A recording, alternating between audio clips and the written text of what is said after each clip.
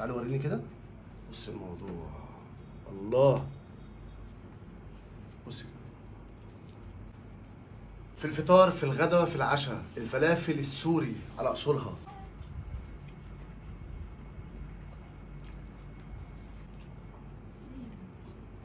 صوت القرمشه، قربي كده. يلا بينا يا جماعه نسمي بسم الله ونشوف مع بعض احلى طعميه مصري او فلافل سوري. الترند بصراحه طالع من الفلافل السوري. هعمل لك النهارده سندوتش روعه الروعه، وكل المكونات فين؟ في درج التلاجة. مسكت الفول دوت اتنقع قبلها بيوم، وده افضل حاجه. اللي سيبك بقى من اللي بيحط كربونات او بيكربونات الصوديوم، كل ده بقى على المدى البعيد بيهري جدار المعده. خلينا نعملها في البيت بطريقه مضمونه.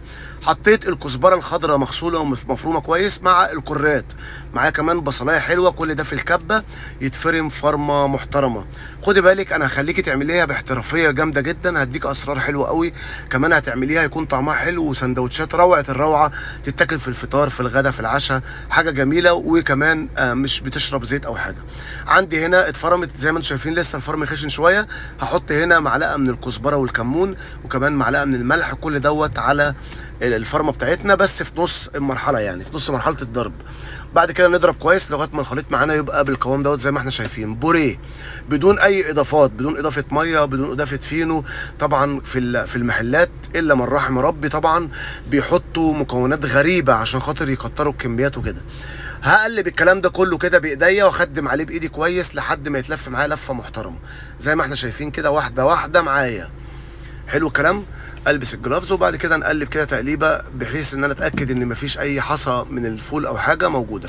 هجيب العيش الشامي زي ما احنا شايفين كده وابتدي اقلب العيش، ونفرد كده الطعميه بتاعتنا او الفلافل فوق العيش بتاعنا، الخبز بتاعنا. طيب لو احنا حابين نعملها على الطريقه السوري، هنشيل الفول ونحط حمص، او تقسموا نص الكميه فول ونص حمص على حسب امكانياتك وعلى حسب الطعم اللي انت كمان بتحبيه.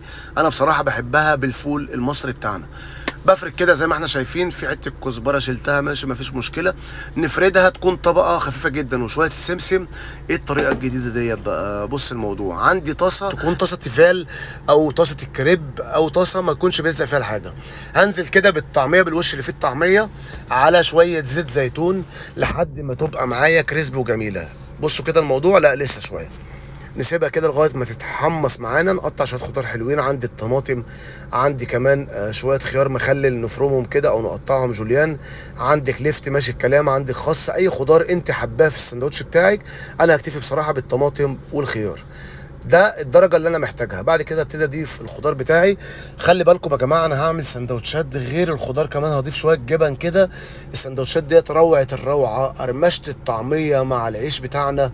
السندوتش ده حكايه، ولا هتحتاجي بقى السندوتشات بردت ولا الطعميه بردت. موضوع جامد جدا جدا زي ما احنا شايفين كده. والطعميه ولا بتفرول ولا اي حاجه، ما شاء الله. عندي هعملها بالجبنه الشيدر.